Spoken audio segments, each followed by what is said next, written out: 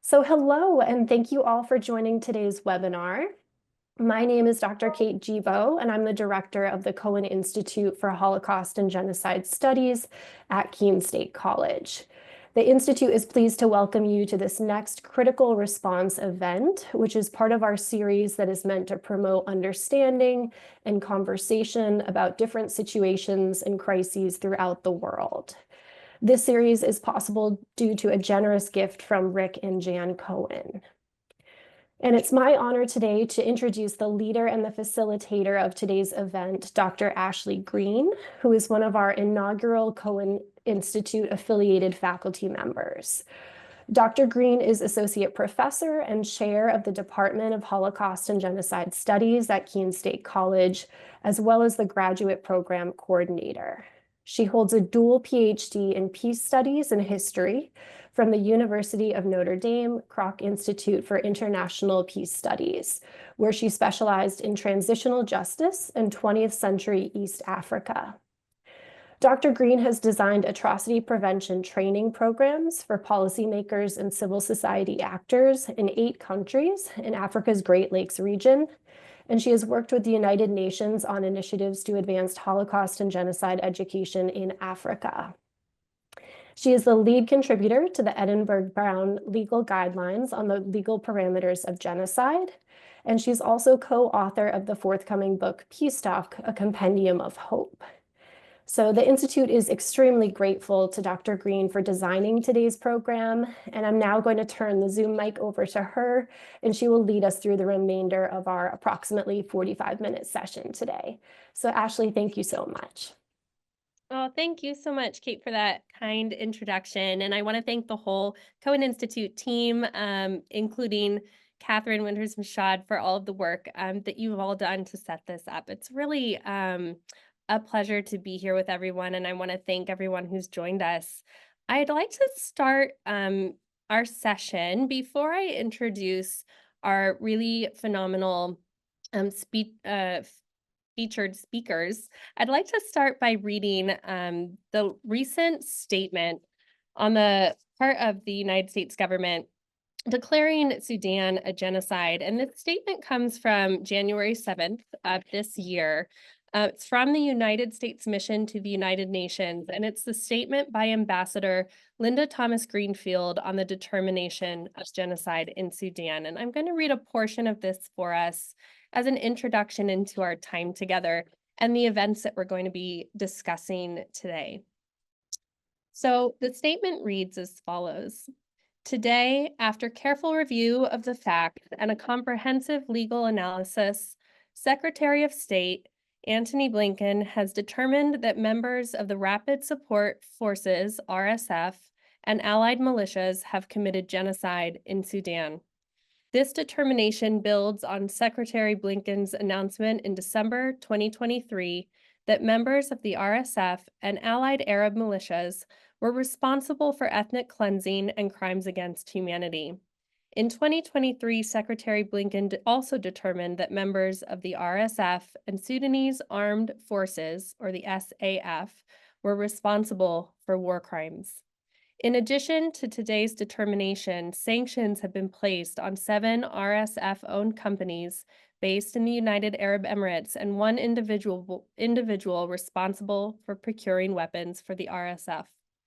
RSF leader Mohammed Hamdan Daglo, known as Hemedti, has wantonly ignored commitments under international humanitarian law. The 2023 Jeddah Declaration of Commitment to Protect the Civilians of Sudan, and the 2024 Code of Conduct produced by the Advancing Life-Saving and Peace in Sudan initiative. These atrocities demand accountability, and so together with this determination, the United States has imposed sanctions on Hemedti for his pivotal role in fueling the war in Sudan. Hemedti has also been designated under Section 7031C for his involvement in gross human rights violations, including the mass rape of civilians by RSF soldiers under his control. So I'm going to stop there and introduce our speakers for today, and I'm very grateful to have them with us. I want to start by introducing Mr. Abbas Sekyanzi Muluubya, who has worked with the Auschwitz Institute for the Prevention of Genocide and Mass Atrocities, Africa programs. The war in Sudan found Mr. Muluubya in Khartoum, where he had his first hands-on experience surviving there, surviving the bullets and bombs before walking and escaping through South Sudan. Abbas is an alumnus of the Heller School of Social Policy and Management at Brandeis University in Massachusetts, and he is currently the Secretary General of Uganda Muslim Supreme Council, or the UMSC. Our other featured speaker today, who will be joining us shortly, she's had a bit of a change to her travel schedule, but she's on her way, is Ms. Hala Al-Karib. And Ms. Al-Karib is the Regional Director of the Strategic Initiative for Women in the Horn of Africa Network.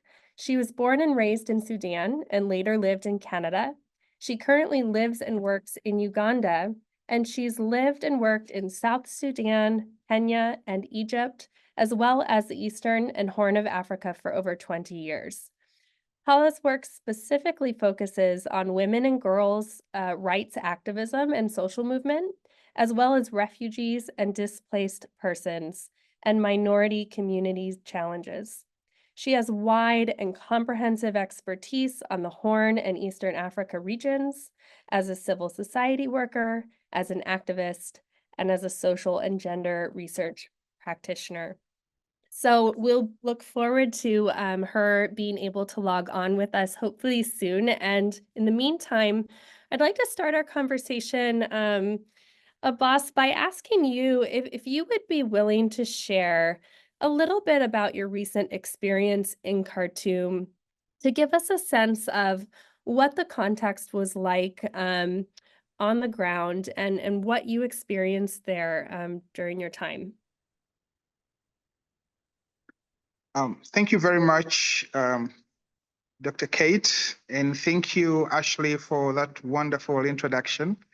And I'm greatly honored to join you once again and in this webinar. On the 13th of April, 2023, I and a colleague of mine, who unfortunately is now passed, flew into Khartoum for a 2-day training. And on the 15th of April, we left our hotel and we're supposed to go to the airport so that we can travel back home. On our way to the airport, we saw some formation of soldiers, and we thought maybe there was some practice or some parade. Being foreigners in the country, we didn't know what was going on. So when we got to the airport, we did realize that there were some sounds of bullets and bombs from the back where we were coming from. So we rushed into the airport, checked in, handed in all our luggage, and remained with only each one of us one small laptop bag, and then crossed over to the immigration booth. And that's where we were told that the airport had been closed. No takeoff, no landing. And the situation outside was getting worse, more sounds and more firing. So we went on going deep down into the airport. I think there was something like a lower flow holding room. So we were hauled into the airport from around 10 a.m. up to 2 p.m. when RSF broke through and ordered everyone out. Our experience when we walked out of the airport was shocking, beyond shocking. All the vehicles that we saw going in had been burnt, bombed, and there was an army tanker, an armored vehicle, which was right in the road there, in the middle of the road, disabled with bombs, and bullets were flying. So we started moving and walking away from the airport. Fortunately, it was the RSF that was giving us way. And as we walked, we didn't know where we were going. We tried to contact the persons who had brought us to Sudan, and they couldn't reach us anymore. So they advised us to just follow the path, go with the people, go with the flow. And they even told us that we were not able to go back to our hotel. It was very dangerous. So we were stuck in Khartoum with nothing. Fortunately, after walking about 2.5 kilometers, we were rescued and were able to get some small car that took us to an apartment where we spent the night. And then we were moved the next day to some other furnished suites. And that's where the nightmare started. We didn't realize that we were in the village called Emarat, which was the danger zone, the actual war front. Everyone we were trying to reach out to help could not reach us. Our office in New York could not reach us. The Ugandan embassy could not reach us. Even friends that were friends with people in Khartoum could not reach us. Very interesting that within 3 days, we were a starving lot. And every morning, every night, it was just bombs and bullets and firing everywhere. Our breakthrough was about 5 days later, when in contact with a colleague of ours who was in South Sudan, he advised that the next morning was Eid Day. So on Eid Day, there would be some ceasefire during prayer time in the morning. So that's when we walked. We walked for about 2 to 3 kilometers. When we crossed the road out of Emarat, we found some help. We were able to board some, they call them tukutuku. These are tricycles that took us to the bus station, and we boarded a bus. But all through walking through Khartoum, it was so disheartening. Buildings, cars, burnt, bombed. We would go through a roadblock for the RSF, and then a few kilometers we would meet a roadblock for the government forces. It was really so bad seeing brothers killing each other and fighting each other the way they were doing it. And they were doing it within a very, very small area. People who were speaking the same language, people who have been living together, people who work together, were busy destroying each other like that. Well, we were able to get out of Khartoum, and we traveled down to Kosti, which was about a 5-hour journey. And then we got another vehicle that took us to the border. We crossed the border in the night. Eventually, after a long travel and different vehicles and different means, we boarded a cargo plane in an oil city called Paloshi, which took us to Juba. And that's how we were rescued. But the 5 days in Khartoum were really a real nightmare, facing war right in the face. We had a few hours of television in the apartment, and we could see how things were going down. First, it was the electricity, then it was the water, and then the TV was reporting how the hospitals were closing down. One of my colleagues was on medication. He was taking blood thinners, and this is really interesting. He decided to stop taking them just in case he was shot and there was no hospital to stop the bleeding. So he chose to leave the blood thinners and live for a while because he didn't want to lose blood if he was shot. That is how risky it was. That is how Khartoum was. And it's really sad to realize that nothing has changed. It's getting worse all this time since that time to now. Thank you so much. I can't even imagine what that experience was like, Abbas. And I know the colleague you're speaking of too. And it's really a remarkable thing that you went through and speaks to really the horror on the ground of what's happening there. I want to come back to the international response in a moment, but first, I wonder if I could ask you, this is clearly an unthinkable situation for the people who are in Sudan and not able to leave. And you mentioned how deeply this is affecting the community level, neighbors and friends and coworkers. And so I wonder, I know you still have contacts and work with people who've not been able to escape Sudan. How are people attempting to care for one another amidst the trauma and this situation that has been ongoing and doesn't seem to be coming to an immediate end? How are they trying to cope and care for one another in such a traumatic situation? It's so challenging. And, people who had being reduced to having nothing is very sad. Before I get to Sudan, I get to meet a lot of people from Sudan here in Kampala, Uganda, where I am. Many of them have been able to cross over and come to Uganda. and you see somebody who has a good home, who had a good job, who had a good family, virtually begging. And the social nets that are supposed to be coming up to help are trying to do some work. There are many organizations, and they themselves have also collected themselves and organized themselves in many different units that look out for help and try to build themselves. Back in Sudan, the situation is quite dire, because Sudan is a country that survives on dry food. When I talk about dry food, I'm talking about grains and things that come straight from the farm, and then they are stored and put in the stores. In the absence of working stores, in the absence of storage of food, in the absence of transportation and all that, it is really dire. And of course, help comes, but even being able to deliver that help to people is not easy. What has happened is most of the people have left their homes, and they're now living in much slightly safer areas where they can able to connect with the outer world. And it's the disconnection with the outer world that is really helping them to survive. Another, there are some other areas where there's some safety. Like now government has moved to a different city. Most of the people who are working are now in Port Sudan, which is like the busy city that is being guarded by government. But all in all, life is not easy.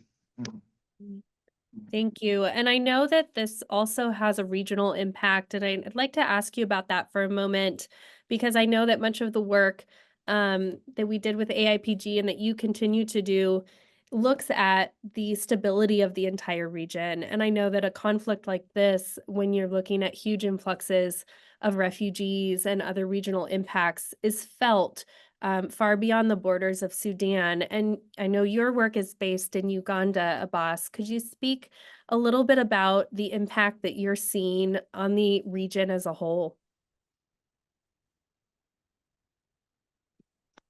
Yes, what has happened in Sudan has definitely spread out to all neighboring countries.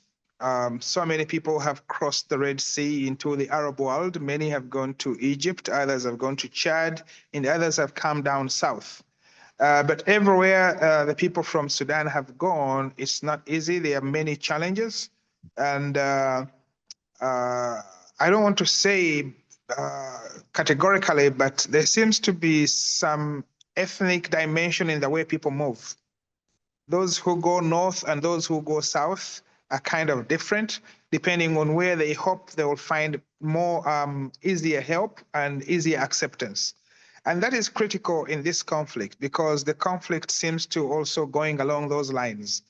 So the impact in the region is felt, and help is organized, but it's definitely not enough.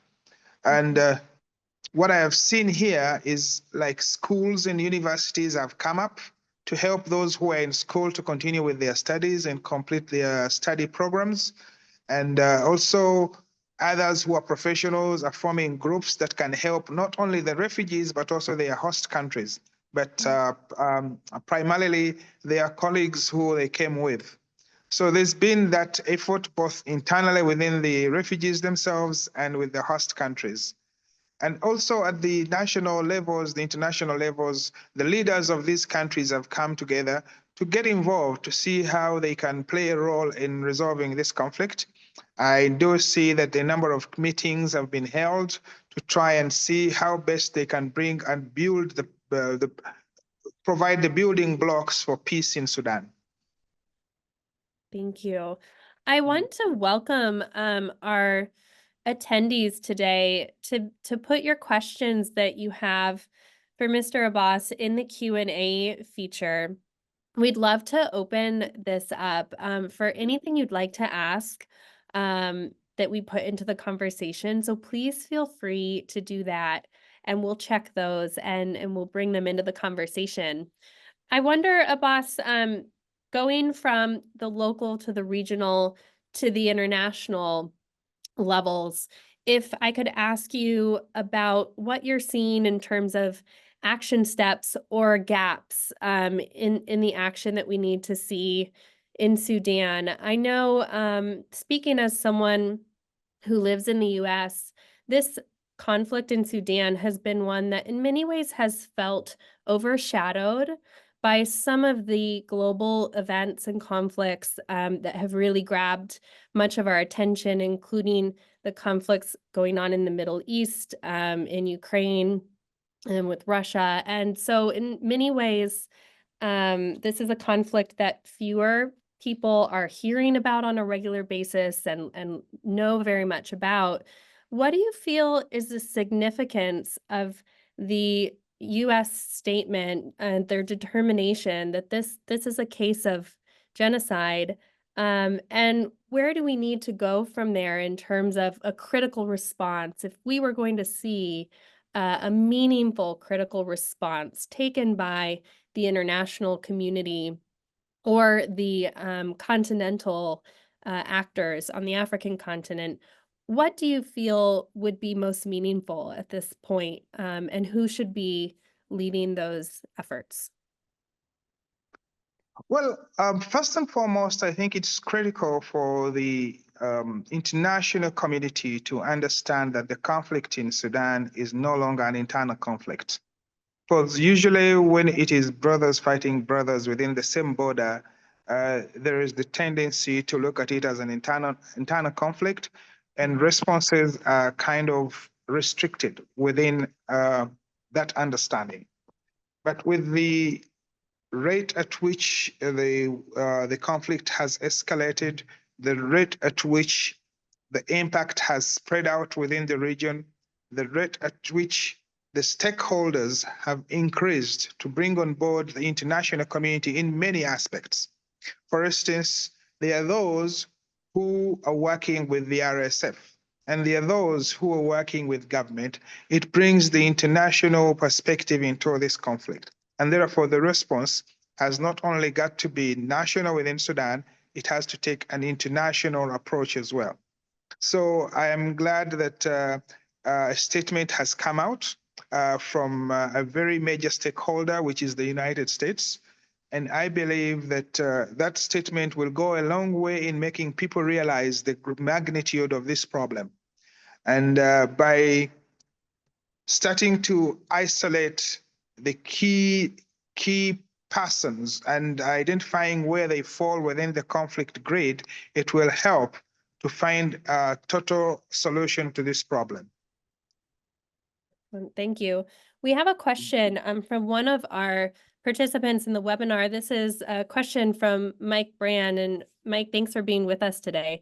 I'm going to read it. It says, with South Sudan on the brink of war and the UPDF involving itself in the war, how do you see this impacting the war in Sudan and the refugee communities in Uganda? Well, thank you very much. First of all, let me clear this a little bit. The Sudan that we were discussing earlier on is a different sovereign country from South Sudan. And Uganda's involvement in South Sudan is not directly connected to the conflict in Sudan between the RSF and the government forces in Khartoum. So these are two different countries. But true, there are a number of questions on the involvement of the UPDF in the South Sudan conflict, especially due to the fact that there are a number of refugees from South Sudan who are living in Uganda. At the moment, the refugees from both Sudan and South Sudan in Uganda are safe because once they cross the border and get into Uganda, they are living as refugees. And the problems of the war are not carried over unless it's within as persons where they have their own differences. The involvement of the Uganda People's Defense Forces is still not clear to many people in Uganda, including the legislature, which was not consulted on this deployment. So there are a number of questions. But we need to remember that this is not the first time the Ugandan forces are involved in the Sudanese conflict, South Sudanese conflict. And it's so apparent that they're always involved on one side, which is the side of President Salva Kiir. And that is when he's fallen out with his vice president, Riek Machar, and his group. So this is a continuation of something that has happened before. It impacts heavily on Uganda by way of the relationship between we Ugandans and the people of South Sudan, because the conflict in South Sudan is primarily tribal, between the Dinkas and the Nuers and the others. Thank you, Abbas. And that leads to our next question. And this one goes back a bit to around 2003 when we were seeing conflict in Darfur at the time. And this question is just asking, do you see a connection to the conflict that we're seeing in Sudan right now and the violence and genocide that happened in Darfur back in the early 2000s and that encouraged the creation of South Sudan? Absolutely. I mean, if you try to find out the origin of the RSF, it was a government response to the conflict in Darfur. So the persons who perpetuated the conflict in Darfur were organized into that force, which force was brought to Khartoum and is now in conflict with government. So their origin is Darfur, and what they did in Darfur is what they are continuing to do there. Thank you.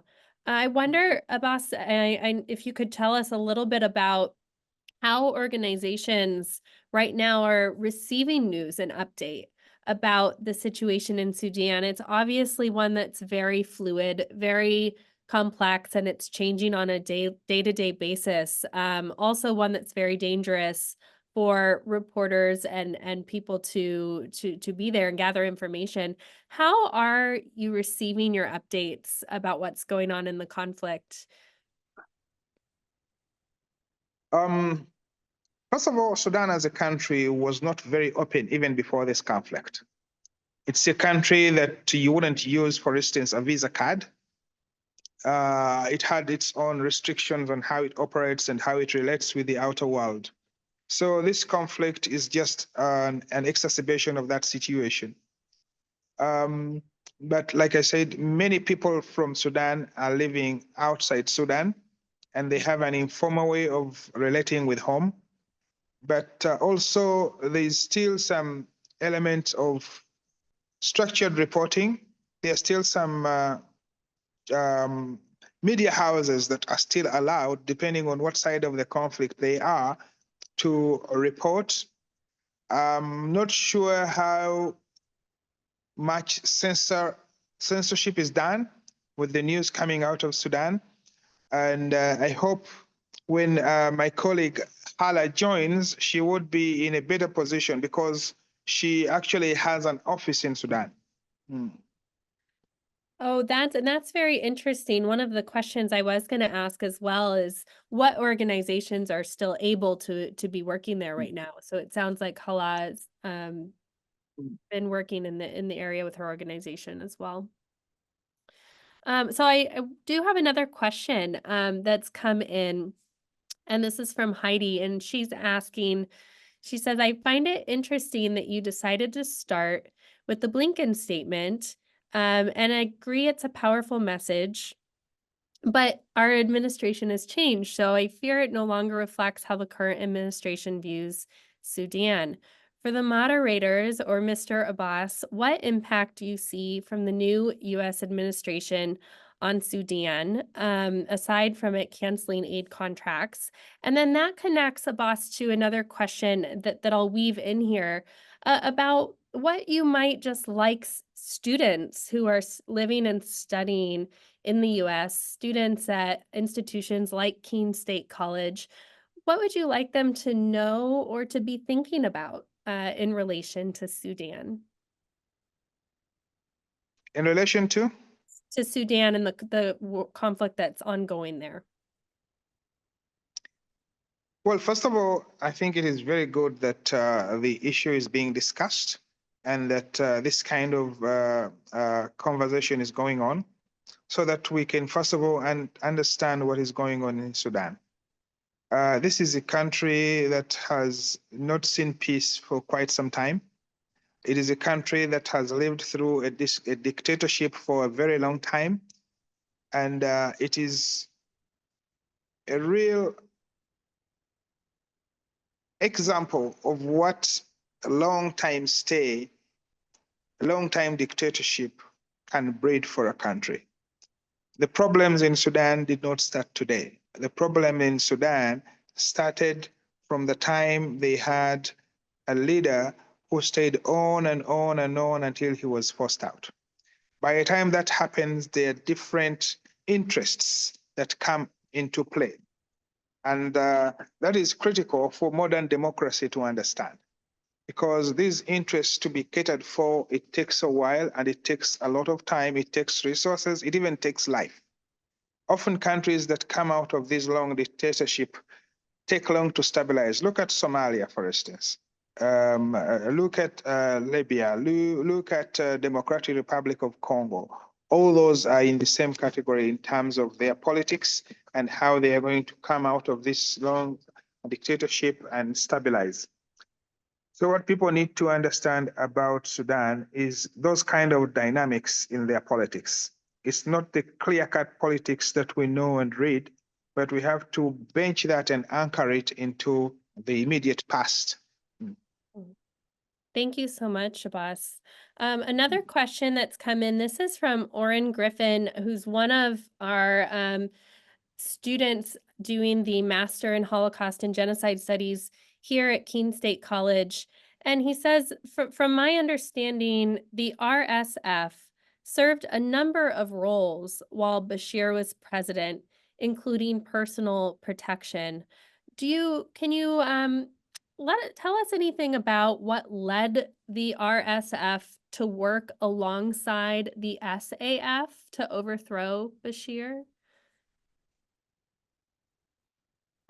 From what I've gathered, the RSF was actually a brainchild of Bashir to quell the uprisings in Darfur.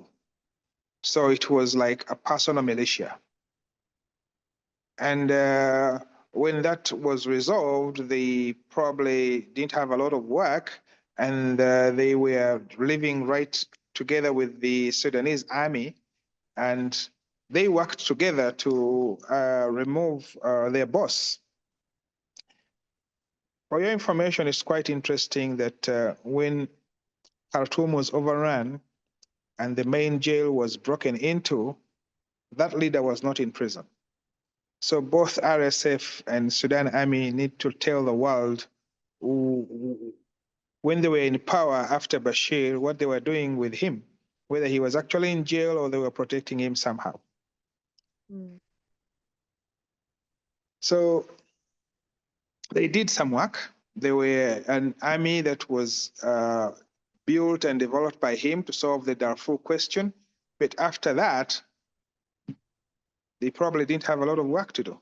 Mm. Mm.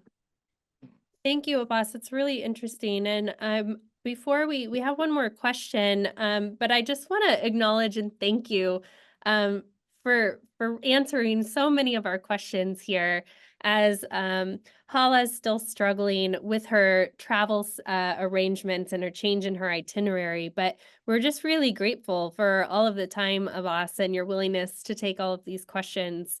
This one, it goes back to the question of the region as a whole. And it's asking about, how you see some of the other conflicts going on in the Great Lakes, including the conflict in the DRC, between the DRC and Rwanda. And of course, we've already mentioned the instability and issues in South Sudan.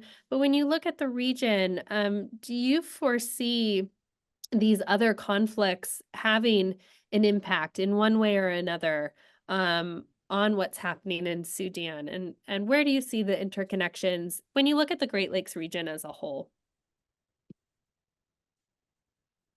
Well, the Great Lakes region, actually, you know this very well, is a place that has not had the silence of guns for a very, very long time.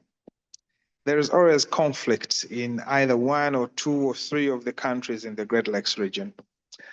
Of course, that has kind of subsidized in some of them. But like you mentioned, the Democratic Republic of Congo, now in Sudan and in South Sudan, there is conflict. Whether one conflict spills to another in terms of the conflict in Sudan, I don't see that directly happening, because the key players, when it comes to the international level, are not close neighbors. It is countries from far, the UAE and Russia and all those that are involved directly in this conflict. But in the Democratic Republic of Congo, it's a bit scary, because there are a number of players, Rwanda, Uganda, kind of involved, and it is very easy to spread. It might not cross the borders, but it will suck in pull in other countries by way of resources, by way of army, by way of diplomatic relations and all that. So the conflict is not necessarily going to go regional, but it is likely going to pull in other countries as well. Thank you. And I think we have time for just one more before we'll wrap up for today. But I'll weave into together. We had someone in the chat just making the observation that given the lack of an appointment from the United States of a secretary for Africa or a special envoy, that they're not sure they see the current administration really formulating much of a response to the conflict in Sudan. But one global group that we have seen as an actor in this conflict is the UN peacekeeping mission. And so this question is from Moses Muganga of Tanzania, and also another master's student here at the Keene State College graduate programs. But he first starts by saying, Mr. Abbas, I'm very sorry for the traumatic situation that you faced. And he wonders why this happened under the observation or the presence of a UN peacekeeping mission that included the Tanzanian military who is trying to maintain security. So he's wondering, did you see a presence from the UN peacekeeping mission when you were in Khartoum? Did that happen to play a role in your own rescue? And how do you see their presence and impact one way or another in the country? Well, thank you, Mr. Mganga. Hope I pronounced your name correctly. First of all, I did not see any peacekeeper, but maybe the area where I was is not there. It was not their area of operation. But secondly, we need also to know that United Nations peacekeeping missions have strict restrictions or in their standard operating procedures and all their laws and governing procedures for how they operate. Oftentimes, they are not authorized to engage. They are supposed to protect certain areas and not other areas. You saw that in Rwanda, you've seen that in the DRC, you've seen that in many countries. So I don't see them anywhere in this conflict, not in protection, not in getting directly involved in between the two fighting forces. Thank you. Abbas, we're so grateful for all of your time today.